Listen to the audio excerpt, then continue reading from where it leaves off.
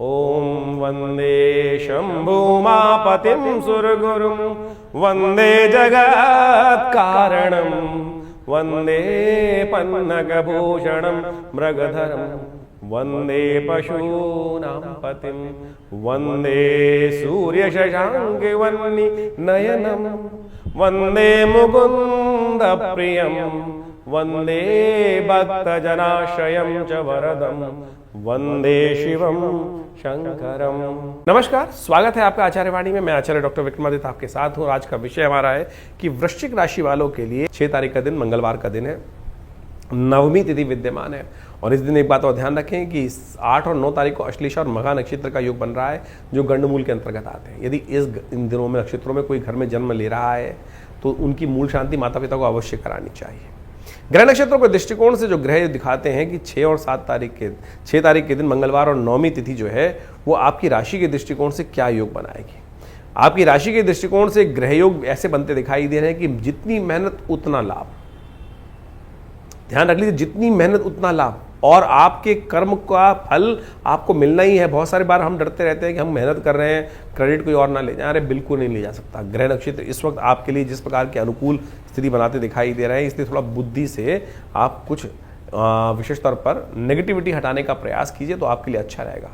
मंगल कमजोर चल रहे हैं, मंगल को ताकत देने के लिए हनुमान जी का सहारा लीजिए ना। मंगलवार का दिन पड़ रहा है और नवमी का सुंदर योग है, सीता नवमी का योग बन रहा है। इस दिन भगवती जानकी जी का जन्म भी माना जाता है शास्त्र के दृष्टिकोण से। तो ऐसे में कोशिश ये करें, भगवती का सुंदर स्तवन करने का प्रयास करें। हमने विवेकानंद योगाश्रम में इस सुंदर तिथि पर बड़ा कार्यक्रम भी रखा है जिसमें सुंदरकांड का पाठ किया जाएगा। सुंदरकांड में भगवती को प्रसन्न करने के लिए हनुमान जी ने जब उनका आशीर्वाद दिया तो कहा जाता है कि ऐसे में सुंदर योग बना कि हनुमान जी को अजर अमर का आशीर्वाद भगवती ने दिया था। तो आप भी मंगल को ताकत देने के लिए इस दिन सुंदरकांड का पाठ करें, भगवती जानकी का स्तवन करें। इस दिन वैशाख मास के नवमी के दिन ही भगवती का प्रादुर्भाव माना जाता है, जब जनक जी ने वो हल चलाया और उससे वो कुंभ निकला और उसमें भगवती स्वयं विराजमान थी। तो आप समझे, सुंदर रूप से भगवती का, जानकी जी का, सीता जी का जन्म का सुंदर ये पर्व है। तो ऐसे में सुंदर रूप से हमने विवेकानंद योगाश्रम में उस दिन सुंदरकांड का पाठ रखा है, हनुमान जी का यज्ञ रखा है। तो आप अवश्य उसमें भाग ले सकते हैं अपने नाम से। कार्यक्रम 5 बजे शाम को आरंभ होगा और उसके बाद सुंदर यज्ञ रहेगा और साथ साथ उसमें सुंदरकांड का पाठ रहेगा, हनुमान जी को चोला चढ़ेगा। तो आप भी इसमें सम्मिलित होकर अपने नाम से भी यज्ञ कराना चाहें, सुंदरकांड का पाठ कराना चाहें तो उसका लाभ आप ले सकते हैं। 7 तारीख बुधवार का अवसर, दशमी तिथि विद्यमान है और ग्रहों का परिवर्तन का महत्वपूर्ण योग बन रहा है। बुद्ध महाराज परिवर्तन का योग बना रहे हैं और बुद्ध का ये परिवर्तन विशेष तौर पर जो बन रहा है वो जा रहे हैं आपकी राशि में विशेष तौर पर सूर्य के साथ छठे भाव में। छठे भाव में गोचर में बुद्ध का ये योग जो है वो बहुत महत्वपूर्ण होता है।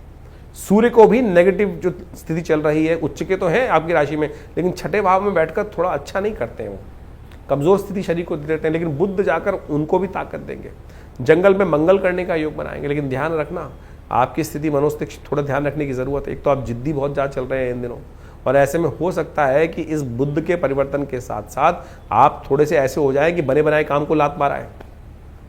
फक्कड़ भाव थोड़ा ज़्यादा रह सकता है। ये सूर्य बुद्ध की युति जिस प्रकार से है, बुद्ध आदित्य का योग तो बढ़िया है, लेकिन क्या है, थोड़ा गुस्सा आपका ज़्यादा बढ़ सकता है और चीज़ों में थोड़ी सी ऐसी भाव हो सकता है कि बने बनाए काम को हमें नहीं करना। गुस्से में जब छोटा बच्चा होता है ना, छोटा बच्चा कि जब खेल खाल में जब गुस्सा हो जाता है तो हटाओ सब कुछ, वो गिल्ली डंडा सब, क्रिकेट की बॉल सब फेंक के चल देते हैं, गिल्लियां में उखाड़ देता है। तो ऐसा भाव मनोमस्तिष्क में थोड़ा जिद वाला बात परेशान करता दिखाई दे सकता है। शांत होकर काम करने का आप प्रयास करें तो अच्छा रहेगा। बुद्ध को ताकत दीजिए। भगवान गणेश के मंदिर में जाकर थोड़े से पीले पुष्प भगवान को अर्पित करें। ओम गंगणाधिपतये नमः, उनके मंत्र का स्तवन करें। जैसे उनका मंत्र है, विभिन्न रूप से भगवान के स्तवन किए जाते हैं। सुमुखश्च एकदंतश्च कपिलो गजकर्णकः लंबोदरश्च विक्टो विघ्ननाशो विनायकः धूम्रकेतुर्गणाध्यक्षो भालचंद्रो गजानना द्वादशेतानि नामानि। ये 12 नाम भगवान के जो गणेश है समस्त कष्टों को दूर करने वाले हैं। तो इनका स्तवन करके भगवान का सुंदर पाठ कीजिए। भगवान के आशीर्वाद से ये बुद्ध का जो सूर्य की युति जो है आपके छठे भाव में है, उसका नेगेटिव प्रभाव रहेगा, उसको ठीक करने के लिए अद्भुत रहेगी। 8 तारीख गुरुवार का अवसर और उस दिन एकादशी तिथि है, मोहिनी एकादशी का योग बन रहा है। ग्रह नक्षत्रों के दृष्टिकोण से ग्रह परिवर्तन की तरफ रात्रि में चले गए हैं। गजकेसरी योग बनकर निर्माण हो गया है आपके गोचर में। विशेष तौर पर लाभ वाले स्थान पर चंद्रमा विराजित होकर बृहस्पति से दृष्ट होकर बहुत अच्छी स्थिति आपकी बन रही है। ग्रहों का पॉजिटिव समय आपके साथ रहेगा, यानी समय तो अच्छा है, गोचर के दृष्टिकोण समय अच्छा है। अब जन्मपत्री में देखना पड़ेगा क्या स्थिति चल रही है, तो इसको थोड़ा सा उपयोग सही रूप से करने का प्रयास कीजिए। लेकिन ध्यान रखिएगा भद्रा का योग भी साथ साथ चल रहा है, जो करीब करीब 12:30 बजे तक रहेगा, उसके बाद समय अच्छा दिखाई देता है। तो वैसे मोहिनी एकादशी है, भगवान विष्णु का सुंदर पूजन करें और संसार को मोह लीजिए भगवान की कृपा से। जब भगवान जहाँ पर कृपा राम की हुई तापर कृपा करें सब कोई, तो इसलिए कोशिश ये करें भगवान का सुंदर सुबह सुबह शालिग्राम जी का पूजन करें, तुलसी दल उन्हें अर्पित करें, उनका पूजन करें और सुंदर रूप से उनको स्नान इत्यादि करने के बाद उनका चरणामृत ग्रहण कर कर उनका पूजन कर कर कार्य आरंभ कीजिएगा। भगवान की कृपा से बहुत सुंदर योग बनेगा। 2-3 दिन आपके लिए अच्छे उन्नति के योग बनते दिखाई दे रहे हैं, बहुत सारे ग्रह पॉजिटिव आपके लिए होते दिखाई दे रहे हैं। 9 तारीख का दिन शुक्रवार का अवसर है, द्वादशी तिथि विद्यमान है, शुक्र प्रदोष का योग बना हुआ है। ग्रह आपके 70% ठीक होते दिखाई दे रहे हैं। केवल एक चंद्रमा ने ही आपके आगे बहुत सारे ग्रहों की नेगेटिविटी को दूर करने का योग बना रखा है। और थोड़ा सा बस अब बुद्धि से जिद को निकालने का प्रयास करना है, बाकी सब चीज़ें आपके अनुकूल होती चली जाएंगी। चीज़ों को किसी और नज़रिए से भी देखने की ज़रूरत है। आपने केवल अपने नज़रिए से देख रहे हैं, उस नज़रिए को थोड़ा बदलने की ज़रूरत है। चीज़ें अच्छी भी होती हैं, स्थितियाँ ऐसी या वैसी जब होती हैं, हमका नज़रिया केवल बदलने की आवश्यकता होती है, चीज़ें बहुत सुंदर परिवर्तन की तरफ भी चली जाती हैं। शुक्र प्रदोष है, जीवन में बहुत सारी मनोकामना होती है, ऐश्वर्य की मनोकामना होती हैं। यदि ऐश्वर्य की मनोकामना है तो इस दिन विशेष तौर पर भगवान का सुंदर स्तवन, शिव का रुद्राभिषेक यदि दही से किया जाए तो कहा जाता है बहुत सारे मनोरथों को सिद्ध करने के, वाहन इत्यादि के सुख प्राप्त करने के योग बन जाते हैं, ऐश्वर्य की प्राप्ति के योग बन जाते हैं। तो घी से या विशेष तौर पर आप दही से भगवान का अभिषेक करें, मधु से भगवान का अभिषेक करें, मनोकामना सिद्धि के योग अद्भुत रूप से बनते दिखाई दे रहे हैं। इच्छु रस से भी इस शुभ योग में अपनी मनोकामना का ध्यान करते हुए शाम के समय प्रदोष काल में यदि भगवान का अभिषेक किया जाए तो बहुत सुंदर रहता है। तो इस शुक्र प्रदोष का इस्तेमाल आप करने का प्रयास कीजिए। 10 तारीख शनिवार का अवसर है, ग्रह परिवर्तन की तरफ जा रहे हैं, दिन अच्छा दिखाई देता है लेकिन शाम थोड़ी सी हल्की दिखाई देती है। तो महत्वपूर्ण कार्य दोपहर से पहले पूर्ण करना आपके लिए अच्छा रहेगा। उसके बाद थोड़े से समय को नेगेटिविटी दिखाई देती है, थोड़ा सा अननेसेसरी के नुकसान होने के योग बनते दिखाई दे रहे हैं। देवी भगवती छिन्नमस्तिका की इस दिन जयंती होती है। जैसे बगलामुख जी का सुंदर स्तवन करने के लिए शास्त्र में संकटों को दूर करने के लिए उनका स्तवन किया जाता है, इसी प्रकार से भगवती छिन्नमस्तिका भी बहुत चमत्कारी हैं, दिव्यास्त्र है भगवान आध्यात्मिक शक्ति का। इनका सानिध्य लेकर दशमहाविद्या के अंतर्गत भगवती का दिव्य स्वरूप कहा गया, उनकी जयंती है, उनका पूजन करने से समस्त मनोरथ सिद्ध होने के योग बनते हैं। तो ये मई के आरंभ काल के ग्रहों की गणना आपने समझी, तो ये समझ लीजिए मई का जो समय बहुत विशेष योग लेकर आ रहा है। मई का ये योग विशेष तौर पर देखिए कई ग्रहों का परिवर्तन की स्थिति, जैसे हमने आपको कहा, ये परिवर्तन की स्थिति बहुत विशेष है। वैशाख का महीना चल रहा है और वैशाख के महीने के अंतिम समय में शुक्ल पक्ष का जब दौर चले तो उस समय कई प्रकार के शुभ योग बने। और एक समझ लेना चाहिए आपको कि आमतौर पर आजकल ज्योतिष के अंदर विशेष तौर पर यह बात हो गई है कि हम ग्रहों का निवारण किस प्रकार से करें, और हम जो उपाय बताते हैं ना वो वैदिक पुराणिक मत से बताने का प्रयास करते हैं। बहुत सारे लोग तथाकथित तौर पर टोटकों में फंस जाते हैं, लेकिन भारतीय संस्कृति में भारत को समझने के लिए वेद, उपनिषद, ये सब जो पुराण इत्यादि मत हैं जो कथाओं के माध्यम से हमारे साथ जुड़े हुए हैं, एक तो हमारा इतिहास भी है और साथ साथ हमारे कष्टों के निवारण करने का वास्तविक सिद्धांत भी है। पंचांग के अंदर कई लोग अध्यात्म को बिल्कुल ही भूलने का प्रयास कर रहे हैं और कई लोग इस प्रकार से समझते ही नहीं है कि बहुत ज्योतिष भाई वेद का अंग है, ज्योतिष को अध्यात्म से हटकर देखा ही नहीं जा सकता है।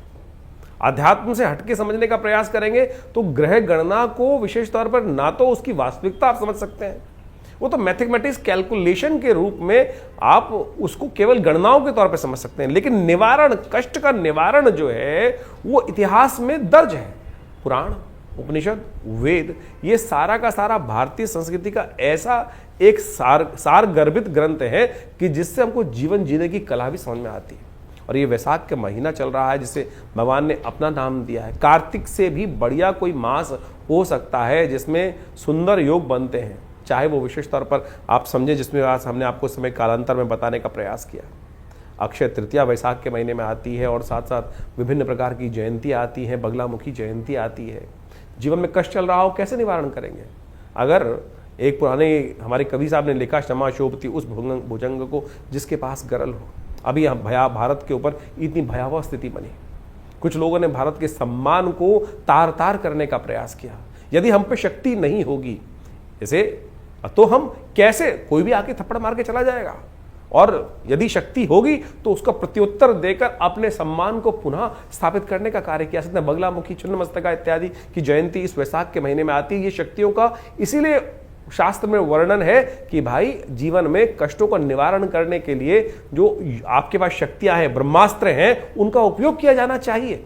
नहीं तो कोई भी आपके जीवन में कष्ट यदि आ रहा है तो ऐसा तो नहीं। हमारे ऋषि मुनियों की अद्भुत खोज है, बगलामुखी जी के ऐसे अकाट्य प्रयोग हैं कि जब, वैसे तो उनका प्रयोग निषेध है शास्त्र के अंदर, लेकिन जिस प्रकार से वो शब्द जो मंत्र इत्यादि हैं, ओम ह्रीं बगलामुखी सर्वदुष्टानम वाचम मुखम पदम स्तंभे जिह्वाम कील बुद्धिम विनाशे ह्रीं ओम, जिस प्रकार से उनका उपयोग है अद्भुत है, अद्भुत। यानी यदि शास्त्र में जैसा हमने कहा कि उनका उपयोग ये साधारण तौर पर निषेध माना गया है, लेकिन जब सर से पानी ऊपर चला जाए और आपने कोई अपराध नहीं किया है, सामने वाला आपको खत्म करने के कगार पे है, तब इन ब्रह्मास्त्रों का प्रयोग शास्त्र में वर्णित किया गया है। और आदिकाल में लोगों ने, हजारों लाखों लोगों ने इसका उपयोग करके अपने कष्टों को दूर करने का रास्ता बनाया है। इसी प्रकार से छिन्नमस्तिका देवी की जयंती इसमें आए, नरसिंह भगवान की जयंती इसमें आ रही है, और तो और अनेक प्रकार के सुंदर योग इस वैशाख के महीने में बनाए हैं।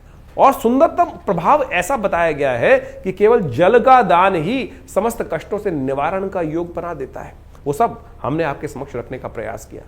ज्योतिष को कई लोगों ने केवल नग बेचने का धंधा और कुछ ना कुछ और बदतमीजी, और बहुत सारे आज की तारीख में लोग, पता नहीं ज्योतिष को कहीं कोई रिलेशन नहीं है। एक तो महानुभाव हम अभी समझ में आ रहा है, लोग हमसे आगे पूछते हैं कि बहुत सारे ज्योतिषी कहते हैं कि सुरा पान करना भी ग्रहों को शक्ति देता है।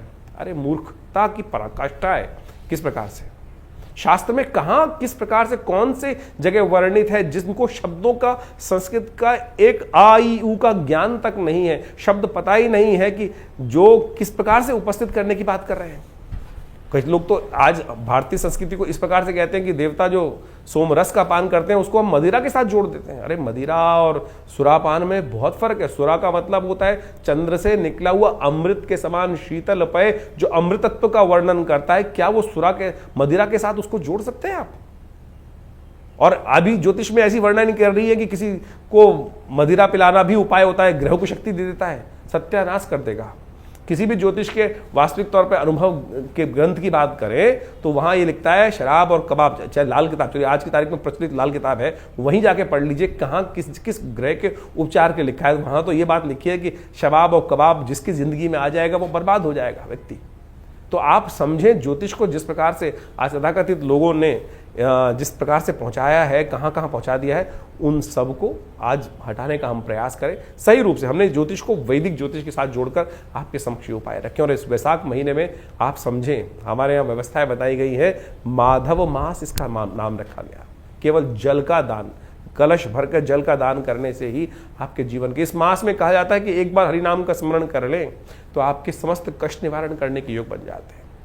तो आप इन सब सिद्धांतों को सही रूप से समझने का प्रयास करें। और जैसा ज्योतिष की गणनाओं पे इस महीने में, मई के महीने में बहुत ग्रहों का परिवर्तन है, जीवन परिवर्तन की तरफ जा रहा है। गुरु अतिचारी स्थिति में आ चुके हैं और वो ग्रह परिवर्तन, राशि परिवर्तन का एक महत्वपूर्ण योग बना रहे हैं इस मई के मध्यकाल में। इसके साथ साथ राहु का परिवर्तन का योग बन रहा है। ये सारे परिवर्तन आपके लिए बहुत महत्वपूर्ण रहने वाले हैं, एकदम स्थिति परिवर्तन की तरफ जाने वाली है। ऐसे में थोड़ा सावधान रहकर देखिए, ग्रह गणना के अनुसार से ये भी समझ लें, क्योंकि इस समय में जो ग्रहों का योग बन रहा है, आप समझें कि जो ग्रहों का योग बना कि जो रविवार के 5 योग बन गए, और कई बार यदि दृष्टि देखें जिन जिन क्षेत्रों में 5 मंगलवार का योग की एक तिथि बढ़ रही है, कहीं ना कहीं तिथि बढ़कर जो है वैशाख पूर्णिमा से आगे निकल जाएगी तो मंगलवार का योग भी आ जाएगा, तो 5 मंगल का योग बन जाएगा। उन क्षेत्रों में भयावह स्थिति, युद्ध की स्थिति भी बन सकती है, और ये कहीं ना कहीं रक्त रंजित स्थिति को ग्रहों का योग बनाती दिखाई देगी। ग्रह परिवर्तन की तरफ जा रहे हैं। बुध स्वयं बहुत सुंदर परिवर्तन की तरफ जा रहे हैं।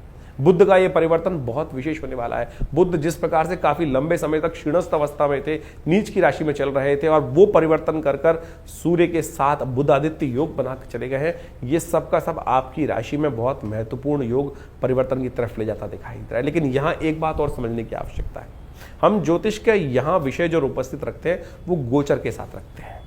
गोचर का यानी, गोचर का मतलब समझ लें कि present situation of the planets. गोचर में जो आज आकाशीय मंडल में ग्रहों की स्थिति है वो क्या, कौन सी राशि पे किस प्रकार का परिवर्तन बना रही है।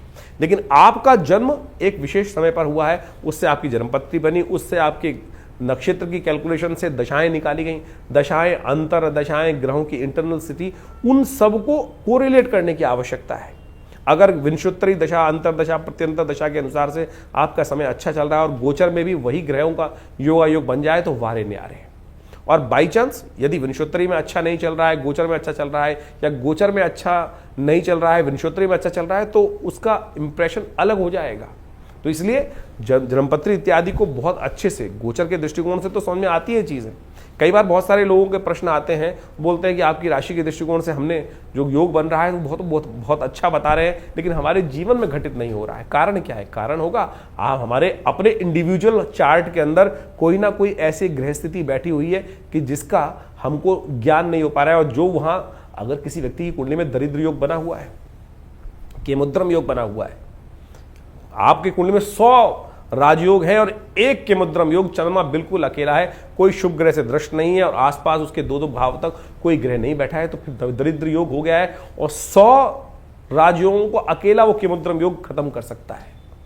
अगर किसी कुंडली में है तो गोचर में लाख दर्जे अच्छे ग्रह हो जाए, कुछ होगा ही नहीं, तो उसका निवारण करना पड़ेगा। ग्रहों का स्थिति को समझते हुए कैसे उस ग्रहों को, अशुभ ग्रहों के योगा योग को जो आपकी जन्मपत्री में चल रहे हैं परिवर्तन के योग बनाने हैं। अब आपकी गोचर में जो अच्छे ग्रह हैं, लेकिन आपकी विंशोत्तरी अंतरदशाओं में जो ग्रह की स्थिति बनी हुई है वो कहीं ना कहीं मारने के योग बना रही है, कहीं ना नुकसान करने के योग बना रही है, तो कैसे परिवर्तन का योग बनेगा? तो गोचर के दृष्टिकोण से और इन सब चीजों को समझने की आवश्यकता है। ज्योतिष बिल्कुल सत्य है, प्रमाणित है, इसमें एक भी बात कपोल कल्पित नहीं हो सकती।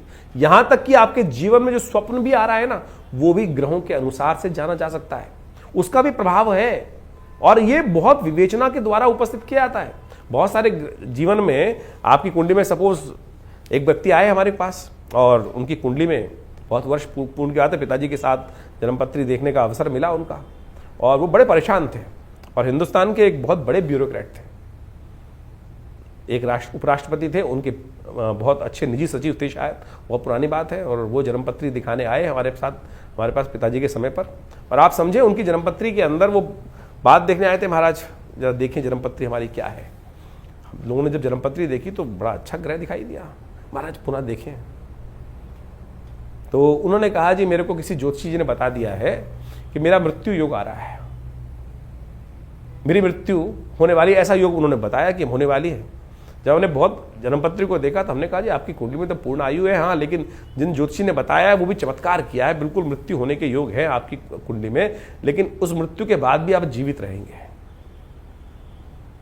वो बड़ा पकाया व्यक्ति, मुझे अभी भी याद है। तो जब ये स्थिति बनी तो कारण क्या था, उसका जो ग्रह था वो स्वप्नादि अवस्था में था, जो मृत्यु कारक योग बना रहा था वो स्वप्न आदि अवस्था में थी, यानी उसकी मृत्यु होने का योग था लेकिन स्वप्न में मृत्यु होने का योग था। ये वो ज्योतिषी देखना भूल गए और व्यक्ति परेशान हो गया। तो आप समझे आपकी जन्मपत्री में कौन सी अवस्था, ग्रहों की अवस्था देखी जाती है। बालादि अवस्था में ग्रह है, वृद्धादि अवस्था में ग्रह है, जागृत अवस्था में है, स्वप्नादि अवस्था में है, या मृत अवस्था में ग्रह है।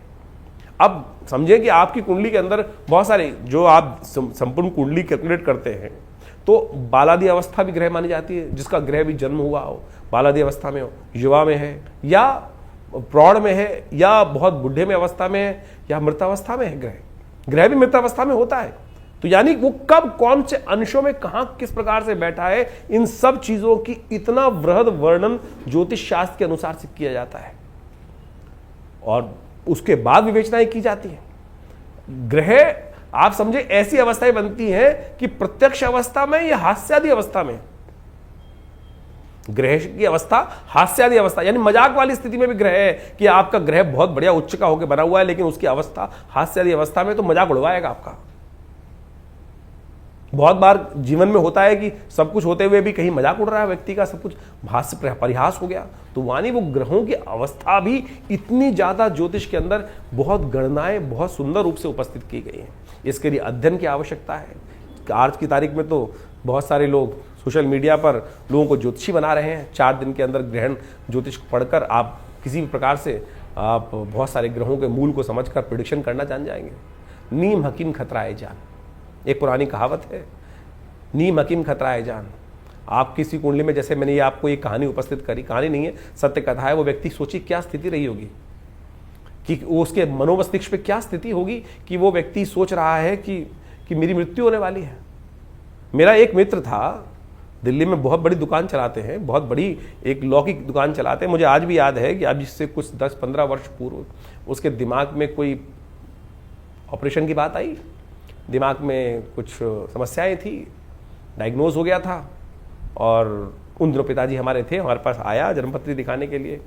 तो जन्मपत्री के अनुसार से हमको दिखाई दे रहा था, यार इतनी भयावह स्थिति नहीं है जितनी तेरी स्थिति है। उसकी ऐसी स्थिति हो गई थी, घड़ी तू ले जा, ये स्थिति तू ले जा, अब जीना तो है नहीं, ऐसी स्थिति आ गई थी। लेकिन हमने उसको कहा कि भाई जिएगा, चिंता मत कर, तेरा ऐसा कोई भयावह स्थिति नहीं है। उसका एक लेज़र ऑपरेशन होना था ब्रेन का, और वो कहीं भी जा सकता था।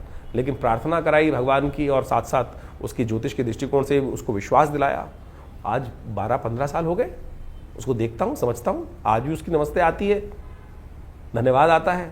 तो आप समझे, ज्योतिष के विषय बहुत है। ये नीम हकीम खतराए जान वाली बात बोली ना, किसी मन में भय डाल दिया।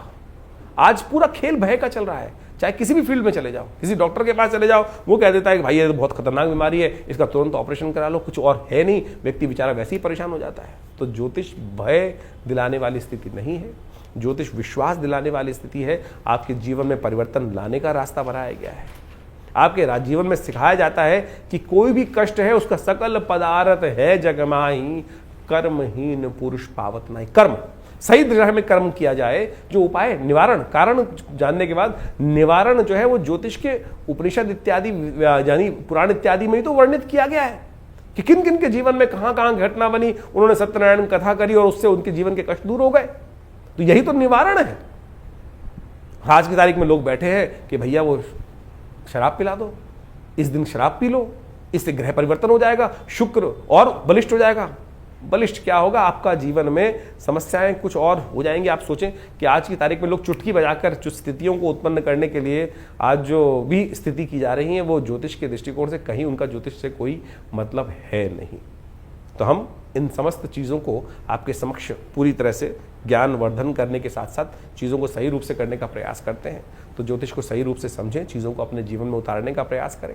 जन्मपत्री आप दिखाना चाहते हैं तो उसके लिए अपॉइंटमेंट भी ले सकते हैं, और हमारे यहाँ से आपकी अपनी जन्मपत्री प्राप्त करने के लिए, अपने ग्रहों को समझने के लिए, कौन से आपके योग बने हुए हैं, किस प्रकार के योग बने हुए हैं, कौन से ग्रह कब फलीभूत होंगे, आपके लिए कौन सा उपाय श्रेष्ठ रहेगा, जनरल प्रेडिक्शन के तौर पर बहुत सारे लोग हमारे पास आते हैं। हम नग का विरोध नहीं करते भाई, हम कहते हैं सत्य पहने, असली पहने, रुद्राक्ष इत्यादि जो भी चीजें शास्त्र में वर्णित है कहीं गलत नहीं है, कहीं कोई गलत नहीं है, लेकिन शुद्ध तो हो, सही तो हो। यदि आप हमारे यहाँ कौन से नग आपके लिए है वो भी बता दी जाते हैं, हम बताएंगे बिल्कुल, लेकिन हम बेचते नहीं, हम तो कोई बेचते नहीं है, बता जरूर देंगे। आप जानना चाहें तो आपको बता दिया जाएगा। तो वो जन्मपत्री के बहुत सारे मॉडल्स हैं हमारे यहाँ, वो भी आप निकलवा सकते हैं, अपनी जन्मपत्री की विवेचना करा सकते हैं। संबंध किस प्रकार से रहेंगे, कौन सा समय आपके लिए अच्छा है, दशाओं में कौन सा समय आपके लिए उपयुक्त आ रहा है, कब आपको अपने जीवन में आगे बढ़ने के लिए कार्य करना चाहिए, कब आपके जीवन में कार्य करने से आपको बचना चाहिए। तो आप उन सब संबंधों में जानने के लिए आश्रम के साथ संबंध साध सकते हैं। बहुत सारे विभिन्न प्रकार के उत्सव समय समय पर हमारे आश्रम पे होते रहते हैं, उनके बारे में भी आपको हम समय समय पर अवगत करा सकते हैं। आप अपने नाम से अपने उन यज्ञों में भाग लें, स्वयं आए, यज्ञ में बैठें, भगवान की प्रार्थना करें, देखिए चमत्कार होगा, कष्ट निवारण करने का योग बनेगा।